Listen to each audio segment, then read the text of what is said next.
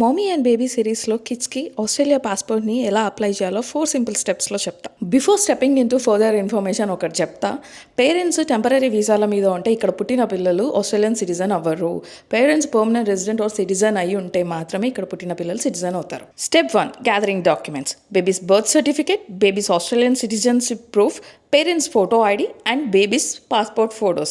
ఒక quick tip, ఈ photos వచ్చేసి మోస్ట్ రీసెంట్ అయి ఉండాలి, బేబీ క్లియర్ ఫేస్ ఉండాలి అండ్ కళ్ళు మూసి ఉండకూడదు, హెడ్ స్ట్రైట్ ఉండాలి. స్టెప్ 2 వేస్ ఉంటాయి. ఒకటేమో ఆస్ట్రేలియన్ పాస్పోర్ట్ ఆఫీస్ వెబ్సైట్కి వెళ్ళి మనం డైరెక్ట్గా ఆన్లైన్లో ఫిల్అప్ చేసుకోవచ్చు. లేదు అంటే అదే అప్లికేషన్ని డౌన్లోడ్ చేసి పేపర్ ఫామ్లో కూడా ఫిల్ చేసుకోవచ్చు. ఫామ్ని ఫిల్ చేసేటప్పుడు ఎన్ష్యూర్ ఆల్ డీటెయిల్స్ మన బేబీస్ బర్త్ సర్టిఫికేట్కి ఎగ్జాక్ట్గా మ్యాచ్ అయితే అయి ఉండాలి. సిగ్నేచర్స్ వచ్చేసి required from both parents. Step 3, submit and pay. ఈ పర్టికులర్ అప్లికేషన్ని మనం పోస్ట్ ఆఫీస్లో కానీ పాస్పోర్ట్ ఆఫీస్లో కానీ సబ్మిట్ చేసేసి అక్కడే పే చేసేయచ్చు.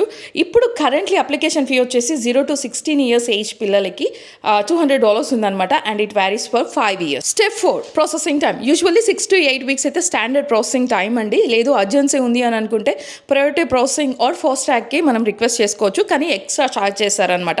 మాకు అర్జెన్సీ ఉండి మేము 5 days ప్రయారిటీ ప్రాసెసింగ్ చేసుకున్నాం అనమాట. మాకు వితిన్ 5 daysలోనే వచ్చేసింది. సో ఎక్స్ట్రా $188 అయితే ఛార్జ్ చేసినాను. ఇంతే, వెరీ సింపుల్ ప్రాసెస్. పెద్దగా స్ట్రెస్ అవ్వాల్సిన అవసరం లేదు, చాలా స్మూత్గా అయిపోతుంది అనమాట.